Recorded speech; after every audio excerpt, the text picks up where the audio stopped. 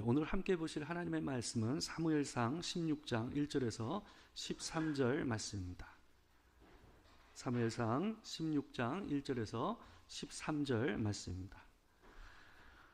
교독하도록 하겠습니다. 제가 먼저 봉독하겠습니다. 여호와께서 사무엘에게 이르시되 내가 이미 사울을 버려 이스라엘 왕이 되지 못하게 하였거늘 내가 그를 위하여 언제까지 슬퍼하겠느냐. 너는 뿔에 기름을 채워 가지고 가라. 내가 너를 베들레헴 사람 이새에게로 보내리니 이는 내가 그의 아들 중에서 한 왕을 보았느니라 하시는지라. 사무엘이 이르되 내가 어찌 갈 수 있으리이까. 사울이 들으면 나를 죽이리이다 하니 여호와께서 이르시되 너는 암송아지를 끌고 가서 말하기를 내가 여호와께 제사를 드리러 왔다 하고 이새를 제사에 청하라.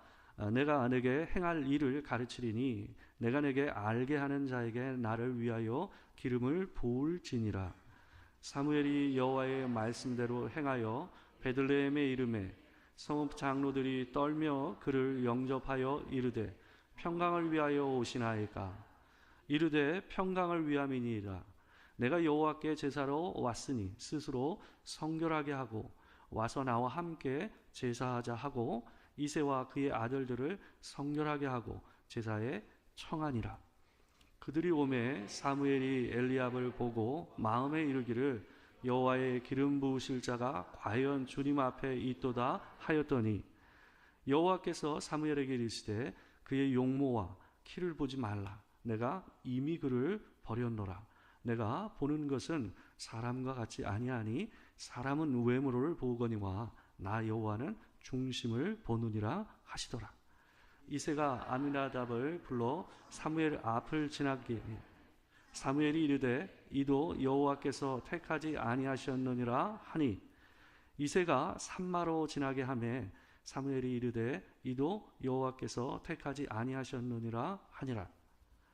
이새가 그의 아들 7을 다 사무엘 앞으로 지나가게 하나 사무엘이 이새에게 이르되 여호와께서 이들을 택하지 아니하셨느니라 하고 또 사무엘이 이새에게 이르되 내 아들들이 다 여기 있느냐. 이새가 이르되 아직 막내가 남았는데 그는 양을 지키나이다.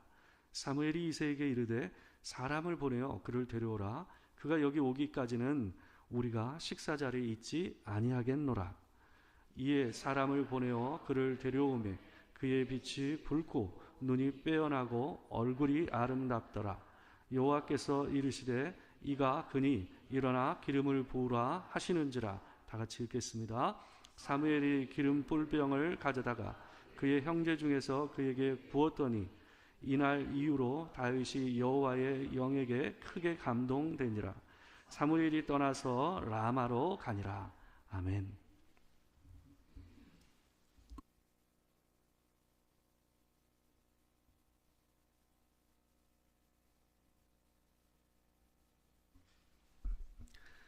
오늘은 사무엘상 16장 1절에서 13절 말씀을 가지고 하나님의 시선이 머무르는 곳이라는 제목으로 하나님의 말씀을 전하도록 하겠습니다.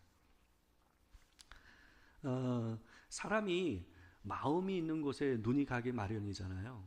마음 안에 그것이 있으면 자꾸 그쪽으로 눈이 가고 시선이 그쪽으로 가게 돼 있습니다. 우리가 신앙생활을 하다 보면 우리의 눈이 향하는 곳과 하나님의 눈이 향하는 곳이 좀 다르다라는 것을 우리가 느낄 때가 있어요. 하나님이 집중해서 보시는 것과 우리가 마음을 두고 보는 것이 좀 차이가 있다라는 것을 생활을 하면서 느낄 때가 있습니다. 하나님의 시선이 머무르는 것이 어딘가를 우리가 알게 되면 하나님께서 보시는 것이 어딘가, 그리고 우리가 하나님 앞에서 부합하는 사람으로 살려면 어떻게 해야 하는가 하는 것을 알게 될 수 있습니다. 오늘 본문은 하나님의 시선과 사람의 시선이 정말 다르구나 하는 것을 갖다가 아주 분명하게 대조해서 보여주는 본문입니다. 하나님께서 사울을 버리시고 이 새로운 왕을 세우시기 위해서 이 사무엘을 보내시는 장면이 오늘 본문 가운데 있어요. 사무엘은 하나님께서 세우셨던 이 사울 왕이 무너지자 굉장히 마음이 다운됐던 것 같아요. 그래서 이스라엘의 소망이 더 이상 없겠구나 하는 마음처럼 굉장히 우울감에 사로잡혀서 칩거를 하고 있었던 것 같아요. 집에서 나오지 않고 있었던 이 사무엘을 향해서 하나님께서 오늘 본문 1절에서 이 사람에게 이렇게 얘기합니다. 여호와께서 사무엘에게 이르시되 내가 이미 사울을 버려 이스라엘 왕이 되지 못하게 하였거늘 내가 그를 위하여 언제까지 슬퍼하겠느냐. 너는 뿔에 기름을 채워가지고 가라. 내가 너를 베들레헴 사람 이새에게로 보내리니 이는 내가 그의 아들 중에서 한 왕을 보았느니라 하시는지라. 하나님께서 이전 이스라엘에 소망이 없다고 생각하고 있었던 이 사무엘을 향해서 언제까지 네가 슬퍼하겠느냐 하면서 뿔에 기름을 채워서 저 베들레헴에 있는 이새의 집으로 가라라고 얘기하고 있어요. 근데 오늘 보면 그 1절에 아주 특이한 표현이 나옵니다. 하나님께서 뭐라고 얘기하냐면 그 이새의 아들들 가운데서 한 왕을 보았느니라 라고 하나님께서 얘기하고 계세요. 그러니까 하나님께서 이미 선택하신 사람이 있다라는 것을 이렇게 표현하고 계신 거예요. 보았다. 한 왕을 보았다라고 하나님께서 얘기하고 계신 겁니다. 이미 결정하신 거죠. 그런데 오늘 본문을 보게 되면 하나님께서는 이미 어떤 사람을 결정하셨음에도 불구하고 사무엘을 보내시면서 그가 누구인지를 얘기하지 않으세요. 굉장히 의도적인 겁니다.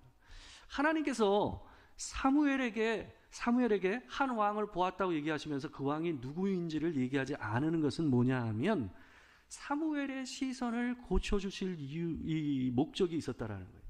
하나님이 보시는 것과 사무엘이 보는 게 다르다라는 것을 오늘 본문을 통해서 이 상황을 통해서 알려주시기 위해서 일부러 보내시면서 선지자에게 그것이 무엇인지를 얘기하지 않고 있어요. 이런 상황은 솔직히 성경에서 잘 흔한 상황이 아니에요. 그러나 이 명령을 따라서 이 순종하는 게 쉬운 일이 아니었습니다. 왜 그러냐 하면 지금 라마라는 이 곳에서 이 사무엘이 있었거든요. 그게 고향입니다. 근데 이 라마에서 베들레헴으로 가려고 하면 이 사울 왕이 있었던 기브아를 갖다가 통과해서 베들레헴으로 가야 했다고 합니다. 그러니까 이 아주 민감한 이 상황 가운데서 이 사울이 있는 땅을 갖다 통과해서 베들레헴으로 사무엘이 간다라는 것은 굉장히 큰 부담을 안을 수밖에 없었어요. 이 사무엘의 말을 보게 되면 사울이 자기를 죽일 거라고 얘기하지 않습니까? 그 정도로 아주 민감한 상황이었다라는 것을 우리가 오늘 본문의 표현을 통해서 알 수가 있어요. 뿐만 아니라 사무엘이 베들레헴에 들어갔을 때 베들레헴의 장로들이 이 사람을 향해서 뭐라고 얘기했습니까? 떨면서 평강을 위해서 오느냐고 묻는 장면이 있지 않습니까? 그것은 지금 이 상황에서 사무엘이 이 땅으로 왔다라는 것이 굉장히 상징적이고 뭔가 있다라는 것을 말을 하지 않아도 이 베들레헴의 장로들도 느끼고 있었다라는 것을 이걸 통해서 볼 수가 있는 거예요. 사무엘이 함께 제사를 드리자고 얘기를 하죠. 그러면서 스스로 너희는 좀 제사를 드릴 수 있도록 성결하게 하고, 그리고 이새의 아들들은 자기가 직접 그들을 깨끗하게 하는, 성결하게 하는 일을 합니다. 근데 이 이새의 아들들, 본래의 이새의 아들들은 8명입니다.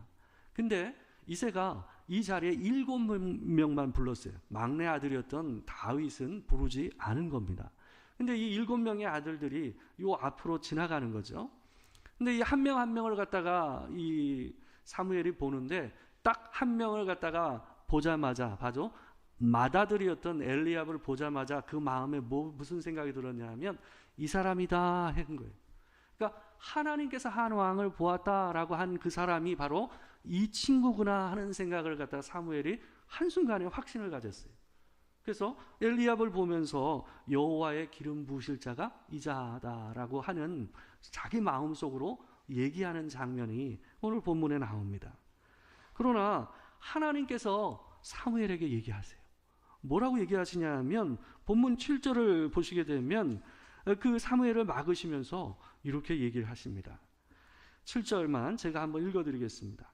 여호와께서 사무엘에게 이르시되 그의 용모와 키를 보지 말라. 내가 이미 그를 버렸노라. 내가 보는 것은 사람과 같이 아니하니 사람은 외모를 보거니와 나 여호와는 중심을 보느니라 하시더라. 하나님께서 자기가 본 것과 내가 본 것이 다르다라는 것을 얘기하고 계세요. 너는 외모를 보지만 나는 중심을 보고 있다라고 얘기하면서 그 차이를 얘기해 주고 있어요. 근데 여기에 나오는 이 표현을 우리가 잘 이해를 해야 됩니다. 이 본문을 일반적으로 보통 우리가 어떻게 많이 생각했냐면 이 외모라는 것을 그냥 단순히 겉모습으로 생각을 했어요. 그러니까 우리는 겉모습을 보지만 하나님께서는 중심을 보신다라고 이렇게 보통 이 본문을 이해했거든요. 근데 이 본문을 그렇게 이해하시면 약간은 핀트를 갖다가 잘못 보시는 거예요. 조금 더 섬세하게 볼 필요가 있어요. 오늘 본문에서 외모를 본다라는 이 말 뜻은 이렇게 이해를 하셔야 돼요. 이 다윗을 갖다가 나중에 부르잖아요. 그죠? 다윗을 부르는 장면에서도 다윗에 대해서 표현하는 내용을 보게 되면 그의 외모를 얘기해요. 12절 한번 볼까요? 12절 같이 한번 읽어보겠습니다. 자, 시작. 이에 사람을 보내어 그를 데려오매 그의 빛이 붉고 눈이 빼어나고 얼굴이 아름답더라. 여호와께서 이르시되 이가 그니 일어나 기름을 부으라 하시는지라. 하나님께서 뭘 얘기하십니까? 다윗한테도 뭘 얘기하고 있어요? 외모 얘기하잖아요. 그럼 하나님께서 보시는 외모가 다르고 사무엘을 봤던 이 외모가 다른 겁니까? 다윗도 우리가 알다시피 누구 못지않게 외모가 어땠어요? 아름다웠던 사람이거든요. 그죠? 근데 오늘 본문에서 너는 외모를 보지만 나는 중심을 본다라는 게 이게 과연 무슨 의미냐는 거예요. 여기서 얘기하는 외모라는 말은 우리가 조금 더 생각을 해봐야 됩니다. 하나님께서 외모를 본다고 얘기하면서 뭘 얘기했냐면 그의 키와 그의 용모와 신장 그걸 보지 말라라고 얘기하시죠. 키와 용모를 갖다가 보지 말라는 얘기 표현이 여기 본문 가운데 나오지 않습니까? 여기 보게 되면 이 용모와 키를 보지 말라고 얘기했는데 이 표현을 갖다가 잘 볼 필요가 있어요. 사무엘상 9장 2절을 보시게 되면 처음 사울을 갖다가 하나님께서 부르셨을 때 쓰는 표현이 있습니다. 거기 있는데 보게 되면 사울의 외모를 표현할 때 이런 내용이 나옵니다. 기스에게 아들이 있으니 그의 이름은 사울이요 준수한 소년이라. 이스라엘 자손 중에 그보다 더 준수한 자가 없고 키는 모든 백성보다 어깨 위만큼 더 컸더라. 있어요. 그러니까 사울의 외모를 보면 굉장히 준수한 이 사람이었다라는 걸 얘기할 수가 있습니다. 그런데 일반적인 사람, 이스라엘 남자들보다 어깨 위만큼 더 컸다고 그랬어요. 그러면 보통 평균으로 얘기한다면 한 20cm 이상은 더 컸다고 봐야 되지 않겠어요? 그러니까 그 정도로 사울이 다른 사람보다 굉장히 크고 이 몸이 어땠을까요? 상당히 보기에 힘이 있어 보이는 건장한 청년이었다라는 것을 갖다가 알 수가 있는 거예요. 그 당시에 왕 하면 어떤 느낌이었냐면 왕이라고 하면 일반적으로 좀 힘이 있고 백성을 지킬 만한 이 기계가 있는 용기가 있고 위용이 있는 모습이어야 한다고 생각하는 게 일반적인 사람들의 생각이었습니다. 그래서 사람들은 그런 왕을 원했어요. 근데 사울의 외모가 어땠어요? 사울의 외모가 그랬어요. 다른 사람보다 훨씬 더 키도 크고 몸집도 크고 좀 힘 좀 있어 보이는 그런 사람이었단 말이에요. 근데 이 사무엘이 엘리압을 보면서 한순간에 이 사람이다 했던 이유가 뭘까요? 바로 사울을 본 겁니다. 그래서 하나님께서 엘리압을 보면서 네가 흡족했던 그 외모 키와 용모를 보지 말라라고 얘기하신 거예요. 그러니까 여전히 사무엘 안에는 누가 있었어요? 사울이 있었어요. 그래서 엘리압을 보면서 사울을 봤던 거예요. 이 사람이다 싶었던 거죠. 근데 그것은 이 사무엘이 놓친 겁니다. 하나님께서 사울을 선택하셨던 이유는 거기에 있지 않았어요. 사울이 일반적으로 사람들보다 더 크고 위용이 있는 몸이 있어서 그 사람을 왕으로 불렀던 것이 아니었어요. 사무엘상 9장 21절 말씀을 보게 되면 하나님께서 왜 사울을 부르셨는지를 알 수 있는 구절이 나옵니다. 우리 같이 한번 읽어보겠습니다. 자, 시작. 사울이 대답하여 이르되 나는 이스라엘 지파의 가장 작은 지파 베냐민 사람이 아니니이까 또 나의 가족은 베냐민 지파 모든 가족 중에 가장 미약하지 아니이까 당신이 어찌하며 내게 이같이 말씀하시나이까 하니. 이게 사울이 처음 하나님의 부르심을 받았을 때 왕으로 세움을 받을 것이라는 얘기를 갖다 들었을 때에 듣고 반응하는 사울의 말입니다. 어떻습니까? 사울은 다른 사람보다 한 22여 cm가 크고 웅장하고 꽤 크고 힘이 있는 사람의 모습이었지만 이 사람은 자기의 큼을 보지 않았던 사람이었어요. 이때까지만 해도 뭘 봤던 사람이에요? 여전히 자기를 작게 여기던 사람이었어요. 내가 얼마나 미약한 존재이고 얼마나 약한 집안의 출신이냐 하면서 하나님의 부르심에, 그 큰 부르심에 자기가 감당할 수 없는 사람입니다 라고 얘기하는 자세가 이 본문 안에 있지 않습니까? 사울이 하나님의 왕으로, 하나님의 백성들을 다스릴 왕으로 부르심을 받았다는 것은 그 사람이 그 왕다운 힘과 능력이 있었기 때문이 아니었어요. 뭐였어요? 하나님 앞에서 스스로 자기를 작게 여기는 마음이 있었기 때문에. 하나님께는요, 힘 있고 지혜 있고 용기 있는 사람이 필요한 게 아닙니다. 왜요? 하나님께 그게 다 있습니다. 하나님께 필요한 사람은 하나님을 의지해서 그분의 힘과 그분의 능력을 따라서 하나님의 일을 순종함으로 그 일을 할 사람이 필요한 거예요. 그분께 순종할 사람, 그분의 힘을 의지해서 하나님의 일을 할 사람, 그런 사람은 누굴까요? 스스로 자기를 작게 여기는 사람.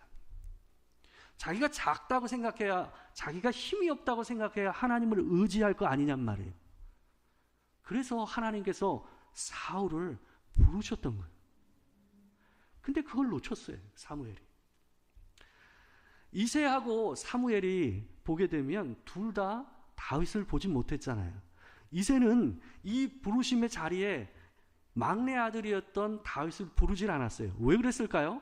다윗은요, 이때 당시의 나이가 적은 나이였으면 13세였고 많으면 15세밖에 안 됐어요. 그러니까 형들에 비하면 체격이 어땠을까요? 굉장히 작고, 그죠? 아직 소년티를 채 벗지 못한 모습이었어요. 아까 이 사람의 외모에 대해서 얘기할 때 보게 되면 불구스레하다라는 얘기가 나오잖아요. 그게 뭐냐 하면 아직 소년의 티를 벗지 못한 얼굴의 모습을 갖다 얘기하는 거예요.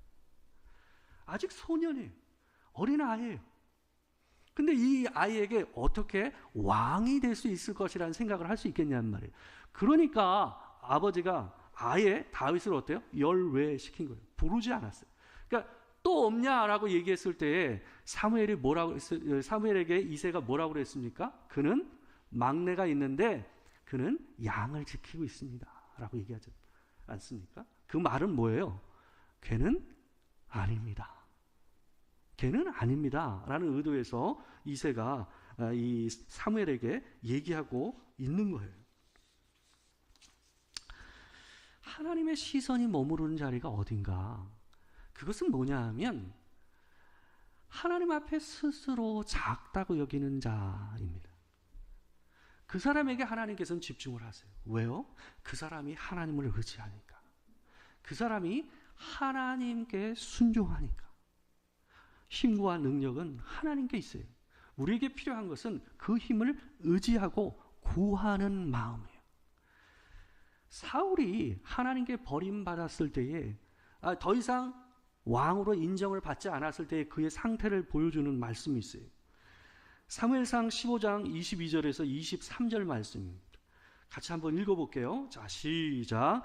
사무엘이 이르되 여호와께서 번제와 다른 제사를 그의 목소리를 청종하는 것을 좋아하심같이 좋아하시겠나이까. 순종이 제사보다 낫고 듣는 것이 순양의 기름보다 나으니 이는 거역하는 것은 점치는 죄와 같고 완고한 것은 사신 우상에게 절하는 죄와 같음이라. 왕이 여호와의 말씀을 버렸으므로 여호와께서도 왕을 버려 왕이 되지 못하게 하셨나이다 하니. 보세요. 누가 먼저 버렸습니까? 하나님께서 하나님의 백성을 먼저 버리시는 일은 없어요. 이 말씀에서 뭐라고 그랬습니까? 왕이 여호와를 버렸다 그랬어요. 왕이 여호와의 말씀을 버렸으므로 여호와께서 왕을 버려 왕이 되지 못하게 하셨나이다. 이 사람은 더 이상 처음에 하나님 앞에서 스스로 자기를 작게 여겼던 사울이 아니에요. 이제는 자기의 힘으로 뭐든지 할 수 있을 거라고 생각해서 하나님을 의지하지 않고 하나님께 순종하지 않는 자의 모습이 되어버린 사울의 모습을 이 본문 가운데서 우리가 볼 수 있잖아요. 하나님의 부르심은 뭐예요? 자금에 있는 거예요. 다윗이 하나님의 왕으로 기름 부음을 받았던 이유도 동일했어요. 뭐 때문에 받았어요? 다윗이 그 형들보다 남달라서가 아니에요. 능력이 있어서가 아니에요. 뭐예요? 작았기 때문에. 스스로 하나님 앞에 작게 여기며 하나님을 의지하고 그분에게 순종할 마음을 가지고 있었던 다윗이었기 때문에 하나님께서 그 모든 앞에 있었던 7명의 형들을 뒤로 하고 누구를 부르신 거예요? 가장 막내였던 다윗을 부르신 겁니다. 이 다윗은요, 이 마음을 끝까지 잘 유지했어요. 이 사람이 나중에 진짜 왕이 되어서 계속 끌려다녔었잖아요. 도망 다녔었잖아요. 그러고 나서 10여 년이 지나서 왕이 된 다음에 백항목 궁에서 정말 화려한 궁전에 있었을 때에 그가 했던 고백을 갖다 보게 되면 이 사람이 여전히 하나님 앞에 그 마음을 유지했다라는 걸 우리가 볼 수가 있어요. 사무엘하 7장 18절 말씀입니다. 우리 같이 한번 읽겠습니다. 자, 시작. 다윗 왕이 여호와 앞에 들어가 앉아서 이르되 주 여호와여, 나는 누구이오며 내 집은 무엇이기에 나를 여기까지 이르게 하셨나이까? 이미 모든 걸 이룬 상태였어요. 백항목 궁에서 이 화려한 궁전에 앉아 있으면서 이 사람이 하나님 앞으로 들어가서 성전에서 이렇게 고백하고 있는 거예요. 여전히 뭐라고 얘기하고 있어요? 나는 누구이오며, 내 가정이 얼마나 볼품이 없는 집안인데 그럼에도 불구하고 하나님께서 지금 오늘까지 여기까지 이르게 하셨나이까? 라고 얘기하는 거야. 이게 마치 처음에 사울이 하나님 앞에 고백했던 고백과 굉장히 유사하지 않습니까? 그렇죠. 근데 다윗은 지금 백항목 궁에 앉아 있으면서도 여전히 하나님 앞에 이 마음을 내려놓지 않았다는 거예요.